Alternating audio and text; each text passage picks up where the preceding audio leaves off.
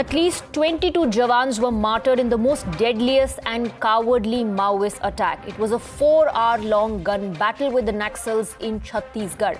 Now the ruling party and the centre and the state are gunning for each other over who is to blame for one of the bloodiest strikes of Red Terror. Politics, unfortunately, has begun.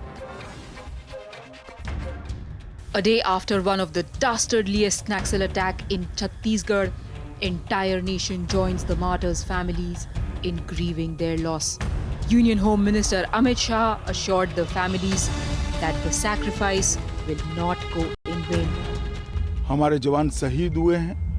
मैं उन सभी जवानों को श्रद्धांजलि भी देता हूं और उनके परिवारजनों को और देश को इतना विश्वास दिलाना चाहता हूं कि जवानों ने अपना खून जो देश के लिए बहाया है वो व्यर्थ नहीं जाएगा। On Saturday, over 20 Jawans fell prey to a deadly ambush by the Naxals 500 kilometers away from the state capital Raipur. Search operations are still underway for the Jawans who went missing after the encounter that lasted between 3 to 5 hours. अगर आप मेरे पीछे देखें तो यहाँ आपको पेड़ों पर गोलियों के निशान नजर आएंगे। यहाँ जवानों और नक्सलियों के बीच किस तरह से ये पूरा युद्ध हुआ होगा। यहाँ अगर एक गौर करने वाली बात ये है कि यहाँ ये ORS और ये इलेक्ट्रॉल के यहाँ पर काफ़ी पैकेट आपको नज़र आएंगे। यानी कि जब ये जवान यहाँ शहीद हुए, इस वक्त यहाँ जवानों ने, जो उनके साथी जवान थे, उन्होंने इन्हें बचाने की कोशिश ज़रूर की, लेकिन जो जानकारी मिल रही है कि यहाँ करीब 400 से अधिक नक्सली थे जिन्होंने U-shaped का एक एम्बुश यहाँ लगाया था, जिसमें ये पूरे जवान फंस गए थे। और यहाँ एक खाट पड़ी थी, अगर आप देखें इस खाट के ऊपर खून के दाग लगे हैं। तो इसे देखकर शायद ये समझा जा सकता है कि जवानों ने अपने घायल साथियों को बचाने की भी कोशिश की होगी। यहाँ अगर आप देखें तो ये जो मेडिकल किट होती है जवानों की, ये यहाँ रखी हुई है। मतलब जवानों ने अपने घायल साथियों को बचाने की कोशिश की और यहाँ फिर से नक्सलियों ने उन्हें अपना निशाना बनाया। नक्सलियों ने फिर से उन पर हमला किया। ये यहाँ पर जवानों के कुछ कपड़े नज़र आपको आएंगे। At the time of attack, both Chhattisgarh Chief Minister and the Home Minister were campaigning in Assam, a fact that has now led to a raging blame game over accountability. Zero tolerance towards Naxalism has been Bharatiya Janata Party's forte. We have done that. But I would also like to say that there have been questions of being soft to the Naxalites by the Congress Party. Whenever they are there, always Naxal activities have grown. So if Chief Minister was campaigning, so were the Prime Minister and Home Minister. They were also campaigning. So if you single out only Chief Minister that he was campaigning, then the question will be raised about the central leaders also who are responsible for it. So I don't think blame game should be done. देश भर में अलग अलग states में नक्सलेट्स का incident बहुत जगह कम हो रहे हैं। सिर्फ जिस जगह कांग्रेस राज है, छत्तीसगढ़, झारखंड, उसी एरियाज में 80% एक्टिविटी है। गृह मंत्री जी को तो फुर्सत नहीं भारत सरकार की, क्योंकि ये किसी एक राज्य का मामला नहीं होता, कई राज्यों का संयुक्त ऑपरेशन होता है। बॉर्डर पे हुआ है, सीमा पे हुआ है। वो तो इस समय ममता आसाम, तमिलनाडु सब जगह बस रोड शो कर रहे हैं, चुनाव में व्यस्त। Questions are also being raised on whether an intelligence failure or lack of tactical preparedness was to blame for the attack. But DGCRPF has denied these apprehensions, asserting that if there were operational lapses, 20 to 25 Naxals would not have been neutralized. बिल्कुल चूक नहीं है। नक्सली अब 40 by 40 वर्ग kilometre में वो सिमट के रह गए हैं। उनकी बखलाहट ये है और हमारा ऑपरेशन रुकेगा भी नहीं। जो कैंप हम 2 कैंप इस महीने में स्थापित करने वाले थे, उसे भी स्थापित करेंगे और हमारा ऑपरेशन रुकेगा नहीं। हमारे जो जवान शहीद हुए हैं वो जाया नहीं होगा। After 22 security personnel have been martyred, the DGCRPF has specifically stated that there was no intelligence failure. The security forces were alert, but unfortunately, the ambush was created in such a manner that they could have very less time in the initial time period to retaliate. In the year 2016, when I personally interviewed Hidma, the man who has been behind this particular ambush, he specifically stated that they were ready for any kind of combat with the security forces. And over the years, they have developed this kind of arms and ammunition with them that they had targeted the security personnel with full strength. With video journalist Manoj Singh, Priyank Tripathi in Chhattisgarh for Times Now. We also spoke to the DGP of Chhattisgarh, DM Avasthi, on the situation on ground. Listening. We are joined by the DGP of Chhattisgarh. Sir, what is the status on the ground? The status is at present, the operation is off. We have recovered 22 martyrs and one is remaining. We are trying to locate him. So how did this particular operation go?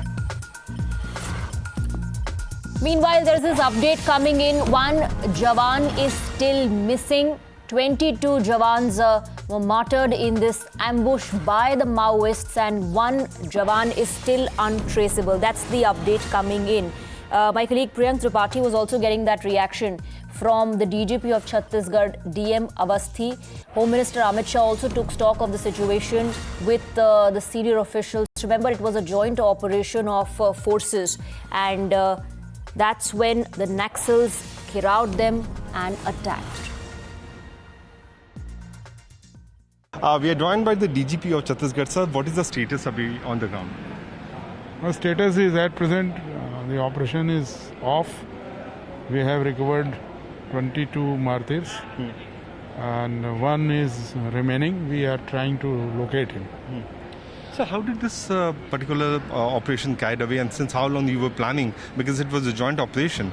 So can you please briefly tell us about that? Normally we are planning the operations in 3-4 days time and then execute it, and it is a regular exercise, so that has been done. So questions are being raised. Was there any intelligence failure, and are the forces very much determined to hit them back? See, Special DG Mr. Ashok Juneja is heading the Naxal intelligence and the operation both. So I don't think it was he who was supervising the operations. But we'll try to find out, is there anything. So the name of Hidma has once again appeared. Yeah. Do you suspect that he was also behind it, and there was massive casualty from the Naxal side also? We'll see. Unless I speak to my own men, I cannot say now. This is a media speculation also. Let's see whether he was present or not. Thank you for talking to us. Let's go across to Priyank, my colleague who's joining us live. He also got us that reaction from the DGP of Chhattisgarh, DM Avasthi. Priyank, as we report the details of this dastardly attack on our forces, there are several questions that are still unanswered.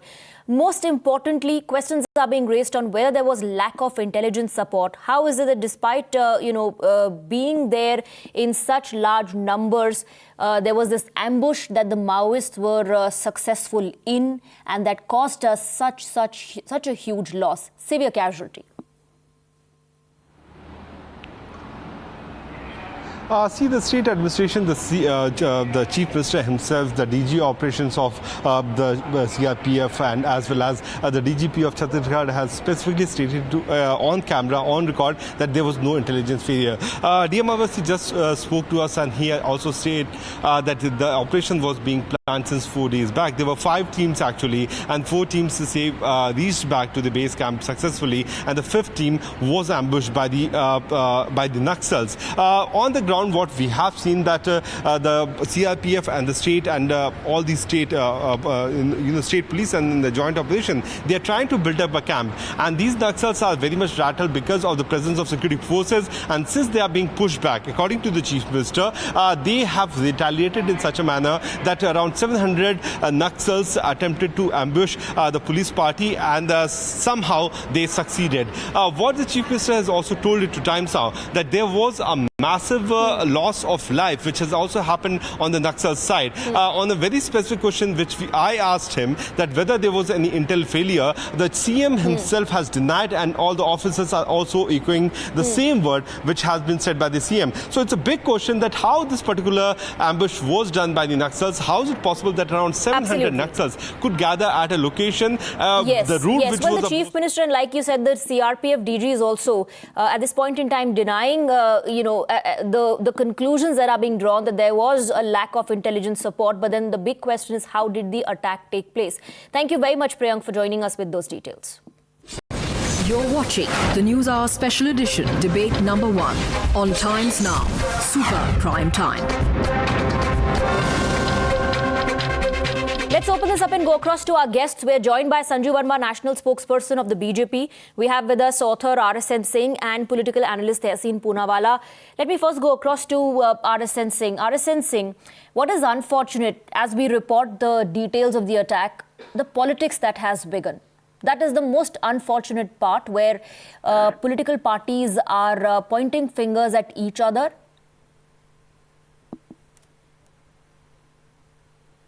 No, I thank you for using the word red terror.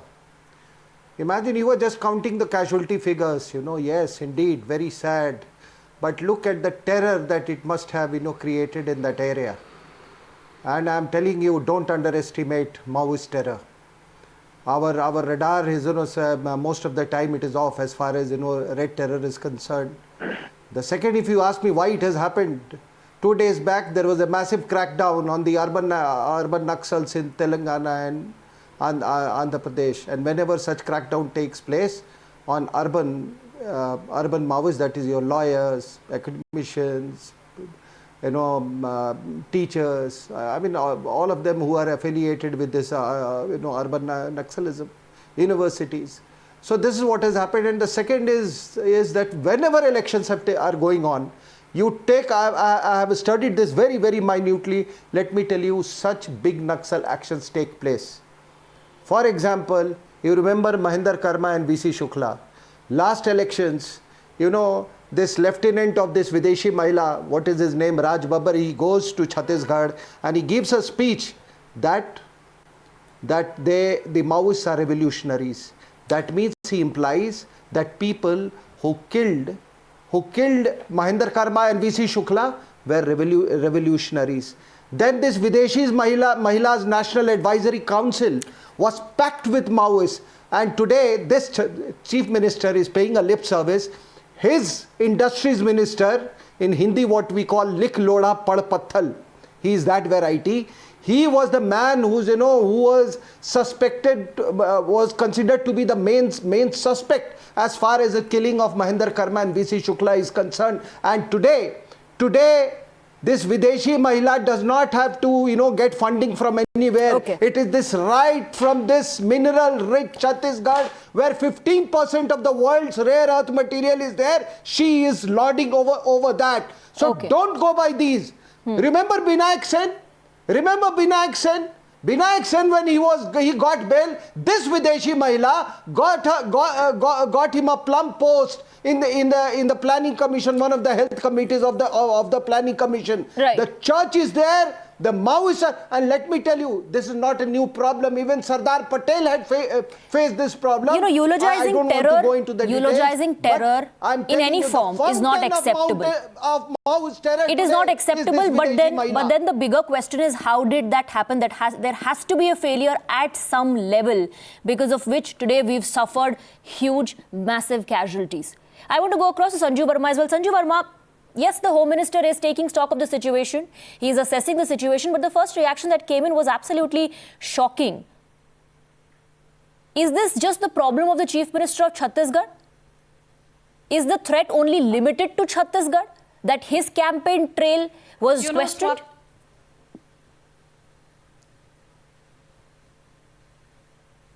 Swati, first and foremost, my tributes and salutations to our 22 brave hearts, our martyrs who lost their lives, and I do hope we, find the one Jawan who's still missing. Having said that, I would hate to politicize this, But I think, Swati, certain facts need to be put out there in the public domain. Let me tell you very categorically that yes, nobody denies the fact that national security is a central government subject which Okay, comes under Sanju Verma, I'll come right back to you. Priyank, my colleague, is getting us a reaction from an injured cop. Let's quickly cut to that. And it was like and they ambushed it. It was a very well planned ambush from their side. The only option available with us was to fight against them, and we tried to fight with our might as we could. Definitely we lost some of our men, but we gave them a very tough fight, and we recovered dead body of one Mahila Naxal along with the Insas weapon. The only issue is because they hardly give chance to take Naxal's dead body along with the forces. So definitely they have taken their dead bodies, and I'm very sure they also suffered a setback. The only issue with us is we lost some of our men. That's painful. Yeah. That's painful. But over the period of years, you have been posted here, and the forces have managed to push these anti-nationals back to their base side. So do you think it was a retaliation because of which they came? And what we have got to know, the ambush was in a U shape, so it was a very well thought. Like our every moment was being watched as we feel like, and from last so many days they were there only. They had been moving in the surrounding areas also only. Recently they have cut routes in the nearby area, so all the commanders were there, and definitely it was a retaliation from their side. We never thought of that it will be in such a magnitude will be such it will be of such magnitude, but it happened. You yourself have received 2 bullet wound injury. Yeah, I've got 2 bullet injury. One is in my palm and second one near elbow. But I'm all right. Right now I'm all right. You heard how this particular ambush was planned. We were talking to one of the senior officials who was in the team. And there are other persons also who have been recovering here. All right, let's get back to our debate. Back to Sanju Verma. Finish your point, please. Yeah, thank you, Swati.